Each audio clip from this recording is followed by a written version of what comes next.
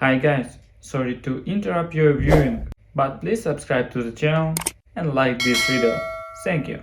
They looked me in the eye and said, "We just can't afford it right now."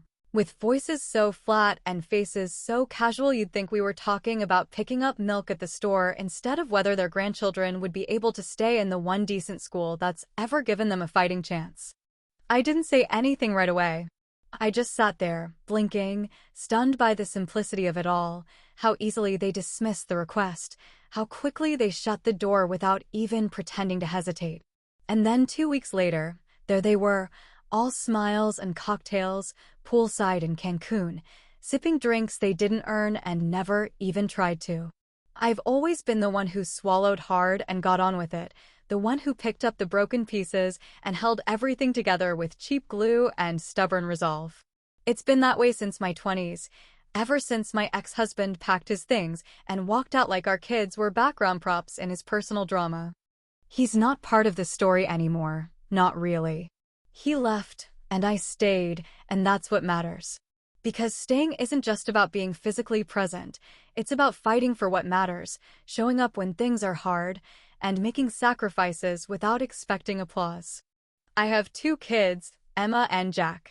They're my entire world, my reason for breathing, and the only reason I haven't completely unraveled some nights when the bills pile up faster than the hours in my work week. They're good kids, bright, kind, curious, and deserving of more than what life has handed them so far. So when Emma got accepted into that private school with the science program she's been dreaming about, it felt like a door had finally cracked open for us. Not a wide-open door, but just enough of a gap to squeeze through if I pushed hard enough. The problem was money. Isn't it always? I work 2 jobs, one at a small accounting firm and another doing weekend shifts at a diner, and still, I couldn't scrape together enough to cover tuition without risking late rent or cutting corners on groceries. So I did what I never do, I asked for help. I called my parents, knowing it would bruise my pride, but hoping it would buy my kids a chance. I wasn't asking for a handout, just a loan, a bridge to get us across this one moment in time. I explained everything, every number, every cost, every piece of paperwork I'd already submitted. I laid it all out like a careful puzzle, hoping they'd see the full picture and realize how little help I was asking for compared to how much difference it would make. And then came their answer, "We're barely keeping up with bills ourselves, honey. We just can't right now." No discussion, no probing questions, no suggestions of alternatives, just a flat refusal wrapped in a rehearsed tone of sympathy that felt more insulting than if they'd just laughed in my face. I hung up that call feeling something shift in my chest, not pain, not sadness, not even disappointment anymore. Just a deep, aching clarity that this was always going to be the pattern. I was never going to be their priority, and by extension, neither were my children. The favoritism wasn't new, but this moment, it made it final. It sealed the truth in stone and left no room for doubt. They could say all the right things, but their actions told the real story, and this story didn't have a space for us in it. And then 2 weeks later, I opened my phone on a break between tables and saw the photos, my parents, beaming beneath tropical skies, cocktail glasses in hand, lounging on rented cabana chairs. My brother Todd stood next to them, tan and smug, the caption reading, "Family time well deserved." I scrolled through shot after shot, ocean views, gourmet dinners, matching spa robes. A 5-star vacation that must have cost 5 times what I asked for. That's when it hit me, not just the betrayal, but the complete lack of shame behind it. They didn't even try to hide it. They weren't embarrassed. They didn't think I mattered enough to even cover their tracks. I sat there in the break room, staring at that screen, and I didn't scream. I didn't cry. I didn't curse. I just smiled. Because in that moment, something in me finally clicked into place. Something cold, something quiet, something sharper than any words I could have said to them. I already knew exactly what I was going to do. And it was going to hurt in a way they'd never see coming. It's funny how the mind clings to certain moments, not the big, flashy ones that make it into photo albums or holiday stories, but the quiet little injustices that sink into your bones when you're too young to name them. I still remember the first time I realized I was playing a different game in the same household. I must have been 8 or 9, standing on the porch while Todd tore the wrapping paper off a brand new red bicycle, shiny, expensive, complete with a chrome bell and streamers on the handlebars. I didn't even get a cupcake that day. It wasn't his birthday. It wasn't Christmas. It was just a random Tuesday, and my parents said he deserved a little surprise. Meanwhile, I was still riding my rusted hand-me-down with a broken seat and squeaky brakes because we don't waste money on unnecessary things. That moment wasn't unique. It was just one of 1,000 small cracks in a house built on uneven ground. Todd always got the better deal, better gifts, better praise, better excuses when he messed up. He broke my mother's favorite vase once, swore it wasn't him, and somehow I ended up scrubbing kitchen floors as punishment while he got extra allowance for being honest about how upset it made him. That was the story of my childhood. His mistakes were my consequences, and his mediocrity was celebrated like brilliance. While he floated through life like some golden boy sent from the heavens, I was the one taking care of everything that wasn't glamorous enough to notice. I started babysitting Todd when I was barely old enough to boil pasta without supervision. I gave up school dances, sleepovers, and weekend outings because my parents couldn't afford a sitter, and you're his big sister. He looks up to you. By the time I hit 16, I wasn't just watching him after school. I was helping him with homework, cooking dinner, and filling the gaps left behind by two parents who wanted the rewards of parenting without the work. I was offered a partial scholarship to a state college my senior year, nothing fancy, but enough to get my foot in the door. My guidance counselor practically begged me to take it. But my parents said the timing wasn't right. They needed me at home, said we couldn't handle the tuition difference even with the scholarship, and that I should be practical. So I turned it down. I took a job at a local grocery store instead and started working double shifts before most of my friends had even applied for their first internships. Todd, on the other hand, went to college. Or at least he signed up. I'm still not entirely sure how many classes he actually attended. He partied, flunked out, changed majors 3 times, and eventually took a break to figure himself out, which somehow lasted a decade. My parents paid his rent the whole time, sent him grocery money every month, and even bought him a car straight from my father's so-called retirement fund, which apparently never existed when I needed a few bucks for Emma's school books. Now he lives in a 2-bedroom condo my parents co-signed on, doesn't work, doesn't even pretend to job hunt anymore. Last time I heard from a cousin, he's starting a podcast about cryptocurrency, even though he doesn't know the first thing about finances beyond asking my parents for gas money. And still, they beam when they talk about him, like he's some misunderstood genius the world just hasn't caught up with yet. I'd be lying if I said it didn't sting, watching the same patterns play out over and over again, knowing deep down that it was never about what I did or didn't do. It was about the fact that they saw him as a bright flame and me as the one who stood in the shadows to make him shine brighter. Did your family ever treat you like backup help while your sibling walked around like royalty? Tell me in the comments. I want to know I'm not the only one who lived like a ghost in their own home. Because sometimes I wonder if we're all walking around carrying the weight of someone else's crown, just trying to keep our heads above water while they float on rafts built from other people's sacrifices. And yet, somehow, I was still the one who kept smiling. Still the one who picked up the phone. Still the one who said, it's fine every time they forgot a birthday or skipped a recital. But not for long. Because somewhere between that vacation photo and the echo of their excuses, something inside me stopped bending and started sharpening. And I knew then, clear as day, that my time to smile had come to an end. And my time to send a gift was just beginning. There's something uniquely infuriating about watching people live in luxury while you're rationing out a bag of pasta for the 3rd time in a week. Especially when those people are the same ones who looked you in the eye and told you they couldn't spare a dime to help your children stay in the one school that made them feel like they had a future. I didn't go looking for those vacation photos, not exactly. They just showed up like a slap on my screen, posted publicly for anyone to see, like their joy wasn't bought at the cost of my kids' opportunity. There they were, decked out in brand new resort clothes, toasting margaritas under a palm-thatched cabana while the sun painted the water behind them in blues too rich to even describe. My mother had a flower tucked behind her ear like she was starring in some cruise line commercial, and my father had on one of those straw hats he always said were too flashy for a real man, but apparently not too flashy when he was basking in tropical indulgence. And right in the middle of it all, grinning like a damn lottery winner, was Todd, sunburnt and smug, raising his glass like he'd just conquered the world. The caption read, "Family first. You only live once," and I swear I nearly dropped my phone from the rage that bloomed so fast it made my skin hot. I sat there, staring at that screen with my stomach twisting, not from hunger this time, but from the kind of betrayal that settles into your bones like a sickness you can't shake. That very morning, I'd skipped breakfast so I could buy Jack's school uniform pants. He'd outgrown his old pair, and I'd already patched the knees 3 times. Emma had stopped asking about the school trip her classmates were planning because she already knew the answer before the question ever left her lips.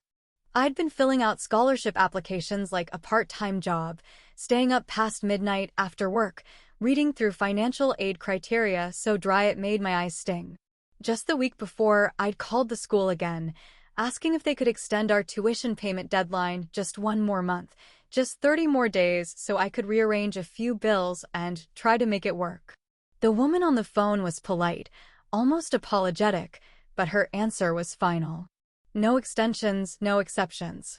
I thanked her, hung up, and then cried quietly in the bathroom while the kids did their homework at the kitchen table, unaware that their future was being decided by a spreadsheet. So yeah, you could say something snapped to me that day. Not the kind of snap that makes you scream or throw things. This wasn't some soap opera tantrum. It was quieter, colder, more deliberate.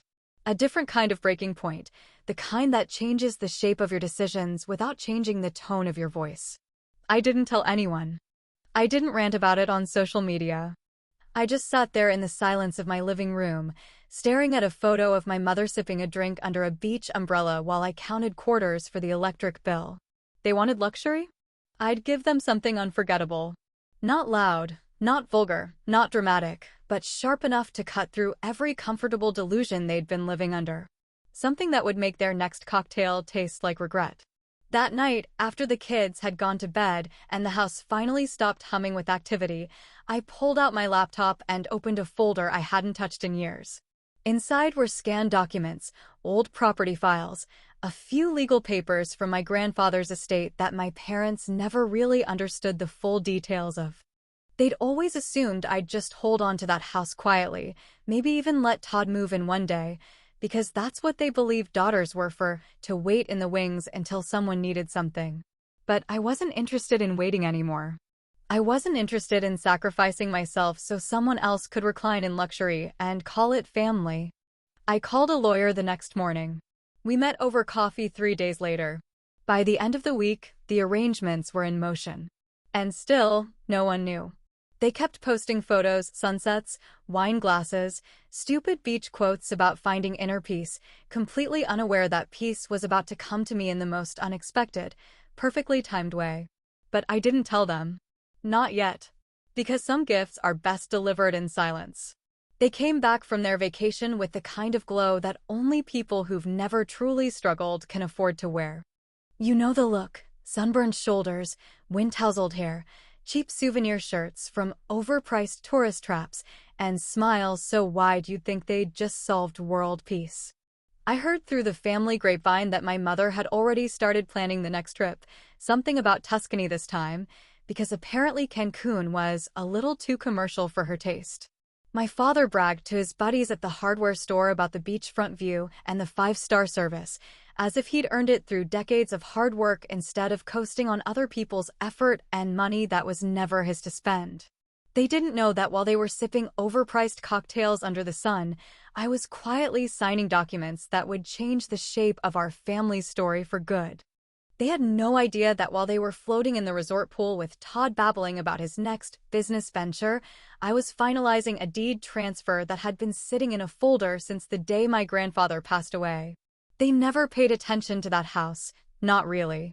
They'd talk about it in vague sentimental tones, calling it the old place and making assumptions about what I would eventually do with it, as if it were a foregone conclusion that I'd just keep it in the family, keep it warm, keep it waiting, just in case Todd needed a safety net someday.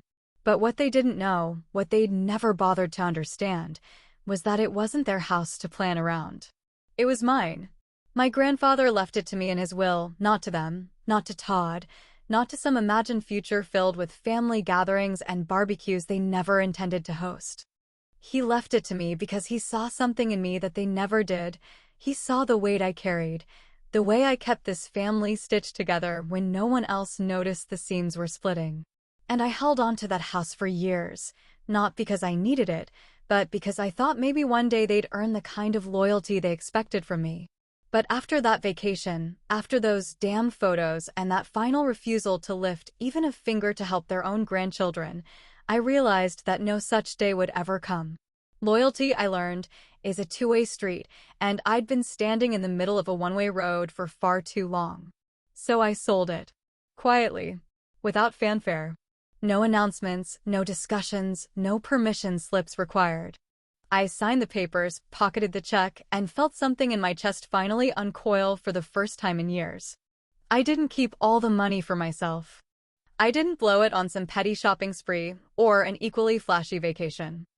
I took a chunk of it and walked right into that school's administrative office with my head held high. I paid the tuition in full, not just for the remainder of the year, but for the next year too. And then I made a sizable donation to the scholarship fund in my grandfather's name, because if anyone deserved to be remembered for helping children get ahead, it was him. Not the people who posed for photos with fake gratitude while letting their own grandchildren struggle in silence. The rest of the money went into an account for Emma and Jack, college, emergencies, whatever comes next. I wanted them to know that even if the world didn't always show up for them, I always would. Not out of obligation, not out of guilt, but because they deserve better than hand-me-down promises and broken affection disguised as parenting. And then came the box. It was small, nothing extravagant, just a plain cardboard parcel with no return address. Inside was a single black envelope, elegant and heavy, the kind that says something important is inside. No card, no explanation, no hint of who sent it. Just the envelope, sealed neatly with a gold sticker. When my parents opened it, they found a copy of the deed transfer papers and a brief statement from the law office confirming the final sale. That was all, no note from me, no message of spite, no gloating. Just cold, clean facts printed in legal ink. I imagine the silence hit hard, probably in that moment between reading the first line and realizing what it meant, that the house they always assumed would be waiting for them, the house they treated like a family heirloom despite never lifting a finger for it, was gone. Sold. Transferred. Done. I like to picture the exact second their smiles cracked, the precise moment my mother's fingers froze around the edge of the envelope and my father's brows furrowed in disbelief. The house they never owned, the house they never earned, the house they always treated like backup property in case Todd needed another favor, was no longer theirs to dream about. The moment they opened that envelope, the smile slipped right off their faces. It didn't take long after the envelope arrived for the calls to start pouring in, one after another, buzzing my phone like a swarm of locusts, each one more desperate than the last.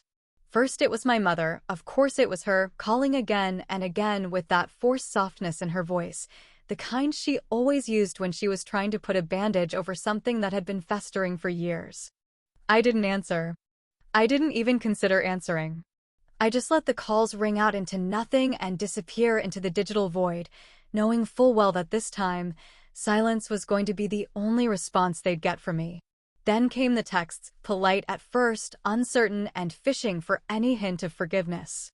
"Hey, sweetheart, can we talk?" Followed by, "We didn't realize you were planning anything with the house," and then, predictably, "We just want to understand." I didn't bother reading past the preview notifications. There was nothing they could say that would erase the years they spent making me feel like the spare tire in a family that only ever needed one driver. They didn't want to understand me back when I was begging for help, and they sure as hell weren't going to understand me now that I had finally learned how to stand without them. Todd wasn't far behind. His name flashed on my screen next, and that's when I knew the storm had truly hit. I didn't even need to read his messages to know what they'd say. He'd had plans, of course he had plans. He always did. Plans to rent the house, maybe start another one of his half-baked ventures, maybe just use it as a crash pad in between whatever meaningless phase he was drifting through next. The house had been a cushion in his future, a guaranteed bailout he'd never earned, and now it was gone. Gone without warning, gone without permission, gone without his name scribbled anywhere near the paperwork. And for the first time in his charmed little life, something had slipped right through his fingers, and he couldn't blame anyone but himself. A few days later, my cousin Jenna called, her voice hushed like she was whispering secrets in church. "Your mom's been crying for days," she said, as if that fact alone should move me to tears or guilt or some sudden outpouring of sympathy. I stayed quiet, letting her talk, listening without reacting. She continued, "Your dad's been pacing the house. They're shaken. Really shaken. I've never seen them like this." But the truth was, I'd never seen them any other way before. I'd never seen them shaken over my pain, never seen them lose sleep over my struggles, never seen them so much as flinch when I was drowning in debt or falling asleep at the kitchen table with a scholarship form half-filled under my arm. The messages kept coming. At first, they were laced with confusion, as if they were still trying to piece together how I'd managed to make such a move without them knowing. Then came the anger, the bold font texts with accusations buried in fake concern. "You blindsided us. We thought we were family. This wasn't fair." But eventually, inevitably, the tone shifted again. The anger faded, replaced by words that were softer, almost pitiful. "We miss you," one message said. "We didn't realize how much we hurt you," said another. Then, one that stopped me in my tracks, not because it meant anything, but because of who it came from. A voicemail from my father, short, quiet, and uncharacteristically raw. "I was wrong," he said. Just that. 3 words I had never heard from him before. 3 words that came decades too late. And yet I didn't respond. I didn't call back. I didn't text. I didn't acknowledge it in any way, because even though I didn't set out to hurt them, even though revenge was never the point, there was something deeply satisfying in the silence that followed their regrets. It wasn't revenge, it was closure. It was the sound of a door clicking shut after years of keeping it cracked open out of obligation and misplaced hope. It was the absence of noise in a life that had always been filled with other people's needs, other people's priorities, other people's expectations that I would always be there, always smile, always forgive. And maybe I will forgive them someday. Maybe time will smooth the jagged edges and soften the walls I've built around my peace. But right now, in this moment, I'm not interested in giving them that satisfaction. Not because I hate them, but because I've finally learned that some things don't deserve to be mended just because the other party decides they're ready to say sorry. Let them sit with the silence. It's louder than anything I could ever say. There's a strange kind of peace that comes when you finally stop expecting anything from people who've proven time and time again that your needs will always come second to their comfort. It doesn't come all at once, not like a switch flipped or a weight suddenly lifted. It creeps in slowly, like a breeze slipping through an open window, soft at first, almost unnoticeable, until one day you realize you're breathing easier, sleeping deeper. Living without that constant ache that used to settle in your bones like a second skin. That's what my life became after I cut the cord for good, a little quieter, a little simpler, but so much freer than I'd ever thought possible. I moved into a smaller house on the edge of town, nothing fancy, just 3 bedrooms, an old creaky porch swing, and a backyard big enough for Jack and Emma to chase each other around after dinner. I planted herbs along the kitchen window, painted the walls in colors that made me feel calm instead of obligated, and bought second-hand furniture that didn't carry memories I never wanted to unpack again. It was the kind of place you could actually breathe in, where no one was walking on eggshells and no one was pretending everything was fine while resentment simmered just beneath the surface. The best part wasn't the space or the peace, it was watching my kids bloom in an environment untouched by judgment or comparison. Jack started writing poetry, of all things, and Emma began tutoring younger kids in math, already showing signs of becoming the kind of woman who lifts others instead of waiting to be handed anything. They didn't need luxury or family handouts. They just needed safety, consistency, and a mother who finally chose herself without apology. Every now and then, I'd check their social media accounts, not out of longing, but more out of curiosity, the way you might glance back at a house you once lived in just to see if it's still standing. The photos changed. No more smiling beach selfies or brunch shots with matching sunglasses. Just grainy pictures from the backyard. My father sitting in a plastic lawn chair, my mother looking smaller somehow, like the weight of everything they never said was finally catching up to her. Their faces seemed duller, tired in a way that sunscreen and margaritas couldn't mask anymore. No more captions about family being everything, no more vacation hashtags, just silence between pictures and fewer comments from their circle of friends. I didn't miss them. That surprised me more than anything. I thought I'd wake up some mornings with that ache, that urge to call and tell them something small, how Jack made me laugh so hard I spilled tea on the couch, or how Emma scored highest in her science project. But those moments passed, replaced by new memories that didn't come with a side of guilt or the echo of favoritism. I learned that peace doesn't come from fixing broken things. Sometimes it comes from setting them down and walking away before the shards cut you open again. It was during one of those rare quiet nights, after the kids had gone to bed and the only sound in the house was the low hum of the refrigerator, that I noticed the email. The subject line stared back at me from the top of my inbox, stark and loaded with more weight than 1,000 conversations could carry. "We're sorry." Truly. Just those 3 words, typed out in plain black text, sitting there like a ticking clock waiting to be acknowledged. I didn't open it. I didn't even hover my mouse over it. I just stared for a moment, letting the words settle into the space between my past and my present. Maybe it was heartfelt. Maybe it was manipulative.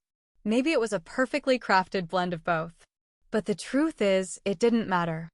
I had built something without their approval, raised 2 brilliant, kind, resilient kids without their help, and found a version of myself I didn't know existed beneath all the years of trying to be good enough for people who never noticed the effort. Sometimes, cutting ties isn't cruel, it's necessary. It's the only way to make room for the life you were meant to live, the one where you're not constantly trying to earn love that should have been freely given. And sure, sometimes it feels a little like murder, like burying a version of yourself you spent decades keeping alive just to maintain a lie. But that version of me, the one who kept smiling through betrayal, who stayed quiet to keep the peace, who believed that family meant loyalty even when it came without respect, she needed to go. She needed to make space for someone stronger, someone who finally understood that survival doesn't always look like forgiveness. Sometimes it just looks like silence. I closed my laptop without clicking on the email. I turned off the lights, walked into my children's rooms, kissed them on their foreheads, and realized for the first time in years, I wasn't waiting for closure anymore. I already had it. Some wounds don't need stitches. They just need distance.